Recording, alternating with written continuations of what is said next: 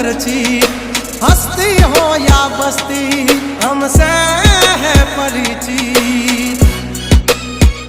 અમારી આમ પડતા પહેલા તું જોઈ લેજે ચોઘડિયા, લાગશે દિયોરો તમારા વાગી રહ્યા ચોઘડિયા।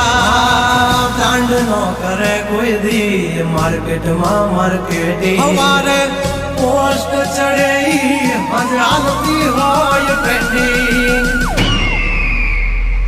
હા ગંગલાથી નો થવાય કોઈ દે બરવટિયા,